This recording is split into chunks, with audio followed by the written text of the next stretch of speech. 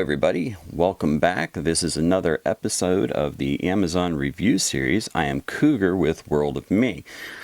I got something in here just the other day. I have been waiting to open it because I wanted to share it with you. And something I got on Amazon. I am trying to get into some new products and things, and I'm trying to get a little bit healthier, things like that. So I got this. And this is a homemade kombucha kit. This is by Leona, and of course, if you followed the link from the Amazon store, you will, of course, already know what this is and everything. Will have already seen it. I am going to go ahead and open this up, and here maybe later on I'll show maybe me making a little bit of the making it and setting it up and using it and seeing how it works. But for right now, we'll just go ahead and see what's in the box and see what is available and kind of maybe the idea of what you do to make your homemade kombucha. Now, if you don't know what kombucha is actually fermented tea. And of course, if you don't know much about things like that, you might not realize that most foods in the past were actually fermented. A lot of grains and various things like that were fermented, and that's part of what goes into when people talk about whole foods. If they're talking about real whole foods and not just unprocessed. Unprocessed is one thing, but a whole food traditionally is something that a lot of times has been fermented in one way, shape, or form. So you've got things like you have grains that you made bread with in the past was fermented or sprouted. Sometimes is what they another way of doing it, as well as a few other methods. This is kombucha is tea that has been fermented, and the fermentation process brings in natural bacteria that is good for your health. It's good for your gut, as they say. That's kind of the biggest thing is your gut health. And then, it's obviously it's also a drink and everything, so it's also you drink it for your thirst or whatever, but then you've also got that good healthy bacteria that you're getting into your system. Now, some of that bacteria is also available in other forms, things like pickles and raw sauerkraut and whatnot. Maybe not all exactly the same, but they're all good for your gut. Now, here we go. We got a handful of things right here, and we'll go ahead and kind of look through them a little bit. We'll go ahead and just kind of pick something and go from there. So first things first, we did give us a glass jar here. Now this glass jar is a 1-gallon glass jar, and this is what you use to ferment the tea in when you go ahead and get it started. Then you, of course, this was really nice that they actually started you off with this. This kit is set up for 2 batches. So for that, they go ahead and give you products kind of separated out so that you can put it together and get it set up for each batch. This here is cane sugar. This has been unrefined. It's not obviously the dark brown, but obviously it's also not that really super bleach white. It's just basically ground down into a reasonable sugar. There is quite a bit here. I don't know that I would necessarily use this much. It's going to basically have to go by taste a little bit, but a good portion of this is also going to be used by the bacteria because this is the food for that, so that the bacteria will grow properly. So we've got 2 bags of that because, like I said, there is enough in this starter kit to get you going with 2 batches. Now we've got this here, which is actually loose leaf tea. Now this is black tea, so there you go. And of course, there's quite a bit in there, but again, you're going to be making a gallon of it rather than just 1 or 2 cups. So we've got that. Then they do give you this strip. Now this strip does have both Celsius and Fahrenheit measurements, so no matter where you are, you should be able to tell what the general temperature is.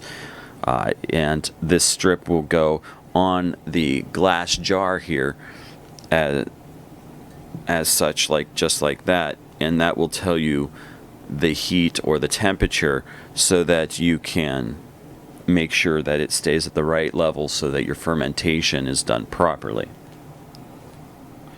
Did give us a couple of cloths here, and this is kind of like a muslin type of cloth, and it's what's used to cap off the top of the container. You don't put on a lid, though it does have the ability for a screw-on lid, because you do want it to breathe, because this is at least a somewhat aerobic process, and they do actually even give you a rubber band to hold that on to the jar. There is this little bag, which I'm sure is used to kind of maybe hold some of your things in. More so, it's probably used for, and I'll have to take a look at the directions, but I'm going to guess that it's probably more so used for the tea itself. And this is going to be basically your tea bag, so that you can put your tea in there, you drop your tea bag in, let it steep, and let it process that way. Now you do have this little envelope here. These are your pH strips. See if I can pop this open real quick. And yeah, this is not so quick. I'm trying not to rip the paper too much, make it all shredded and everything, which I'm kind of failing miserably at. But we'll see. I got one side of reasonable, at least. Yeah, not too horrible. So we've got a couple of pH strips, and of course the pH strips will tell you how your process is going. It looks like there's, we've got 4 of these pH strips. Of course, you'll dip it into the tea, and it will tell you what your pH levels are, so that you know whether or not your processing and your fermenting is happening the way that it should. Now, there is this thing here, which I completely forgot what this is. This is fluid in here, and then this is like a disc. And this is, if I understand right, I believe that is actually what kind of contains the bacteria, or the start for the bacteria. And then we've got this card. Nice thing with this card, you get a $5 off your next order. But then on the other side of it is your brewing instructions. It does have here on the bottom the coloration. So you've got anywhere from a dark red to a dark green. The dark red being a 0 pH, and the dark green being up to a 6 pH. Now, if you understand or know what the pH levels are, 7 is actually middle pH. It's actually balanced. It's not acidic, nor is it alkaline, or in layman's term, a base. But so this one here is saying it's all basically acidic. One way or the other, you're going to be at least 1 under from middle of the ground in terms of your acidity level. I don't know exactly where you want to be. I'm sure it says in here somewhere. It tells you, okay, well, you want to brew your black tea first, then you want to ferment the tea, and here it is. This thing here is called a scoby, C-O-B-Y. No, that is not a cartoon character, just so you know. This will be the first time that I have ever done kombucha. I have actually never had kombucha, but since it is made from tea, I definitely do want to try it. Now, something that I do want to mention here is that kombucha is not specific to black tea.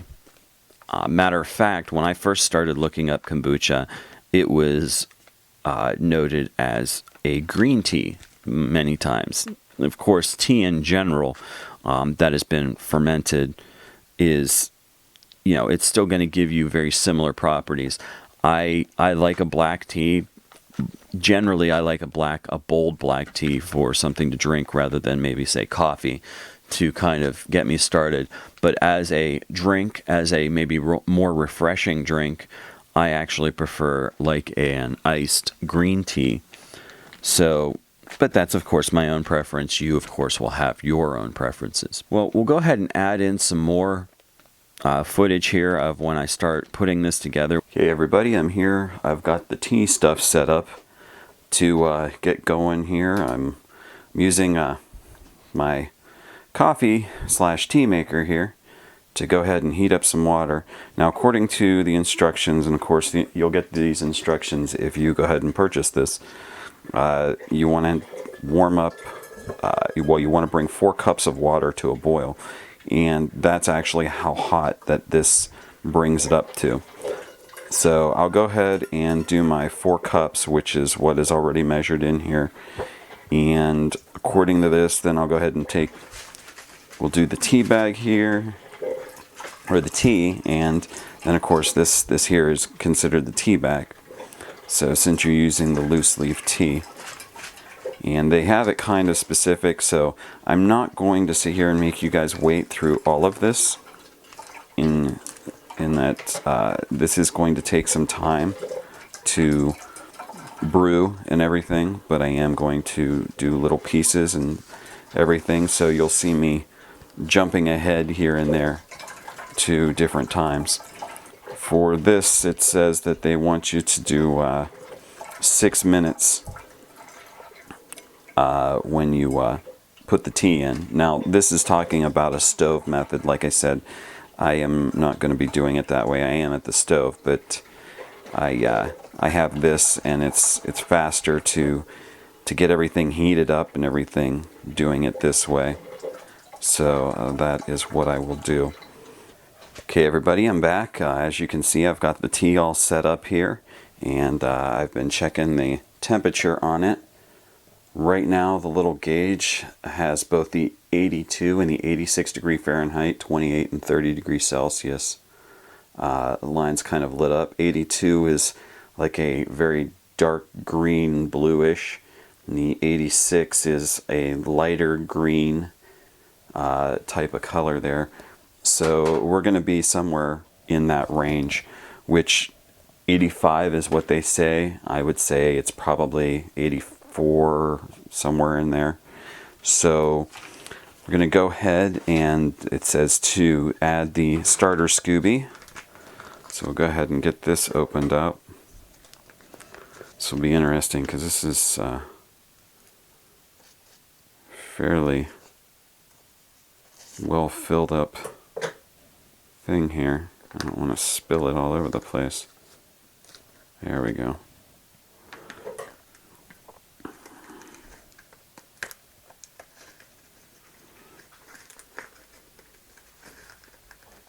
Now, as I'm cutting this open, for those of you who bake or anything like that and do some various forms of cooking, it has a little bit of that smell of bread dough maybe, and almost like a yeasty smell, and that of course would be kind of right in line with this.